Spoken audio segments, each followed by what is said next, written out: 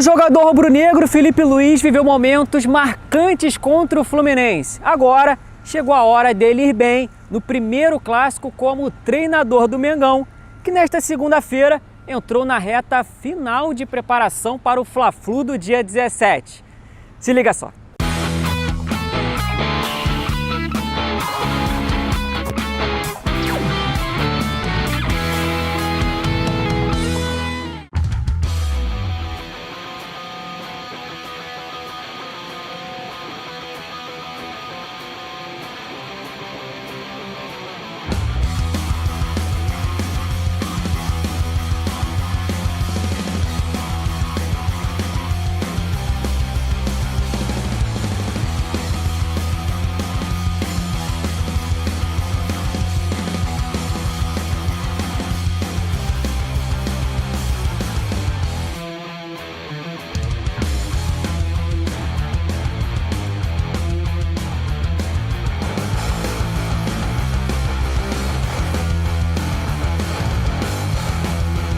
Alexandro voltou aos treinos com o grupo. Baixa no último jogo, o lateral esquerdo não tinha lesão muscular, mas por conta de um desconforto na coxa direita, seguia um trabalho de controle de carga.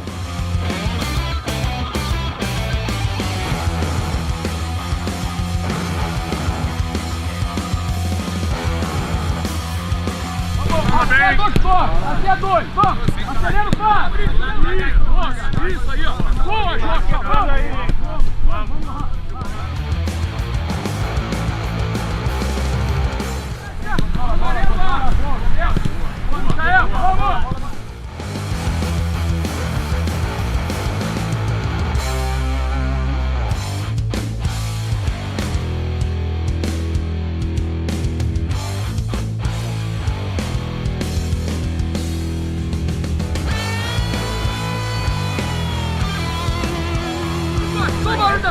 Vai errar, vai direto! O toque do quebra, vamos, Flamengo! Aí, ué!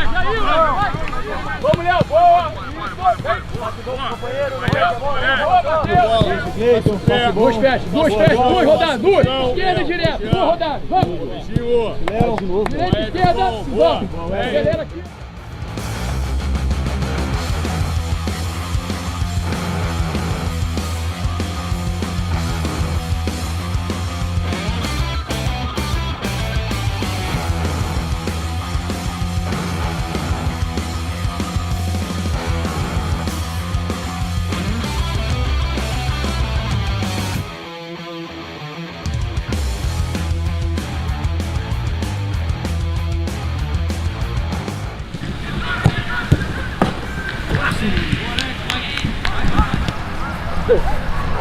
Boa, Dani. Boa, Joshua, leva pra isso, Wesley. Perfeito, Wesley, perfeito. Domina pra frente. Essa aí, esse é o domínio aí. Boa, esse é o domínio. Fecha bem, fecha bem. Bora.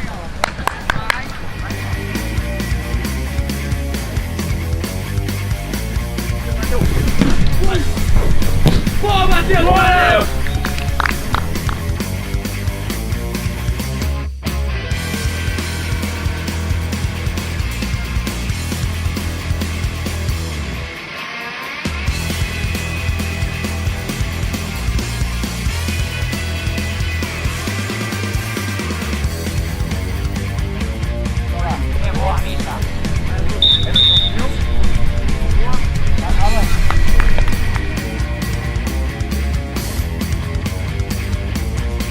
Dos 4 gols de Filipe Luís vestindo o manto, 2 foram contra o Fluminense.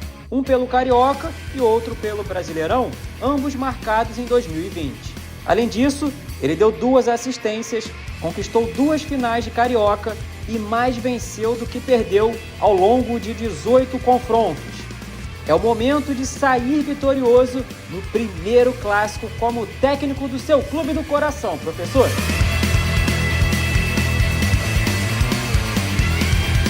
Nação, a próxima sessão de treinos será realizada na manhã desta terça-feira. Lembrando que o clássico contra o Fluminense ocorrerá na quinta, às 8 horas da noite, pela 30ª rodada do Campeonato Brasileiro.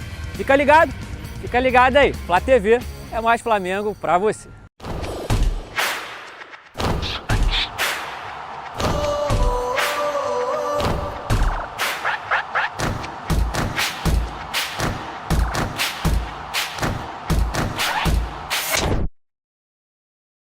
E a casa caiu e o que estava ruim ficou ainda pior. Presidente Rodolfo Landim agiu rápido e tomou a decisão. Flamengo monta mega operação para trazer de volta jogadores convocados, a fim de os mesmos estarem à disposição do técnico Felipe Luiz no treino da próxima quarta-feira. A começar a falar pelo Wesley.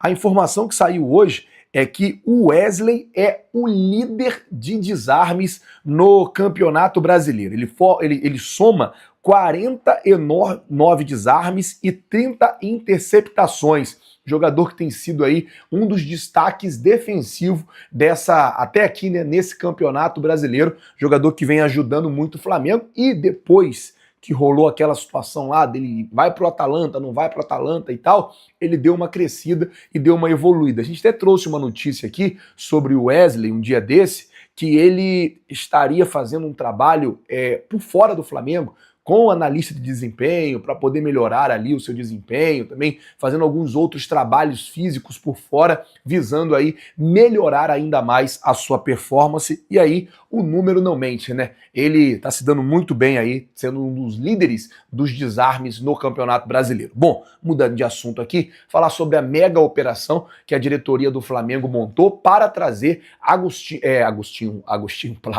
Gonzalo Plata, Arrascaeta, Guilhermo Varela e De La Cruz. O que acontece é o seguinte: amanhã, 8h30 da noite, o Uruguai vai enfrentar o Equador em Montevidéu. E aí a ideia do Flamengo é basicamente a seguinte: alugou um jato, manda esse jato para Montevidéu.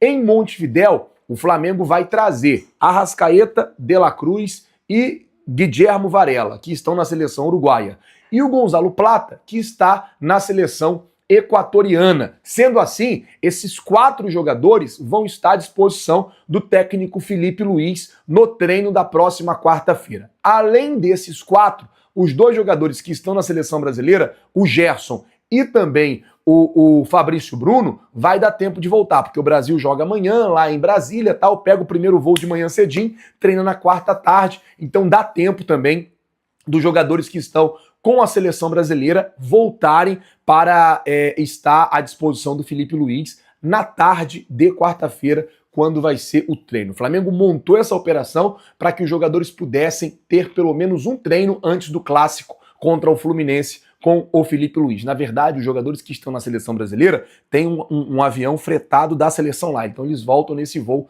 provavelmente pode ser até que volte já depois da partida também, estejam à disposição no treino da quarta. Falando ainda sobre isso, o único que não vai estar à disposição é o Eric Pulgar. O Chile joga contra a Colômbia lá em Barranquilha, e aí a situação é sair de Barranquilha, tem que pegar um voo para Bogotá, de Bogotá pegar um voo para o Rio, acaba que demora um pouco. A previsão é que o Eric Pulgar chegue na tarde da quarta-feira no aeroporto do Galeão, então não daria tempo de treinar. Então, dos 7 jogadores que estão convocados, o único que não vai estar à disposição para o treino da quarta-feira é o Eric Pulgar. Plata, Arrascaeta, Guilhermo Varela e De La Cruz, esse aí o Flamengo já está montando uma operação para trazê-lo de jato fretado direto de Montevidéu, tá certo? Bom, vamos mudar de assunto aqui agora, porque a tarde dessa segunda-feira foi muito movimentada com essas 2 notícias. Primeiro, a casa caiu de vez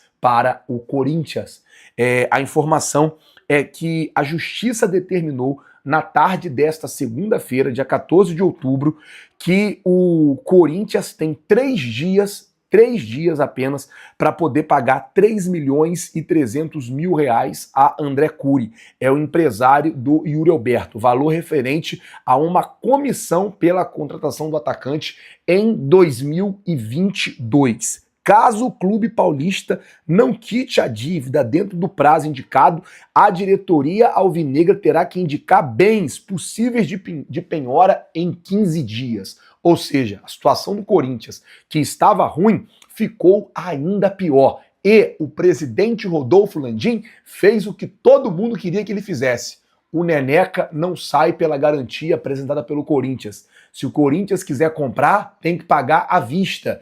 E se não quiser pagar à vista, o Flamengo já cobra 500 mil reais pela atuação do jogador no jogo do próximo dia 20 lá na Neoquímica Arena. Ou seja, o Corinthians vai ter que pagar os 500 mil reais. O Flamengo aí já conseguindo R$1,5 milhão só com esse empréstimo do Hugo, né?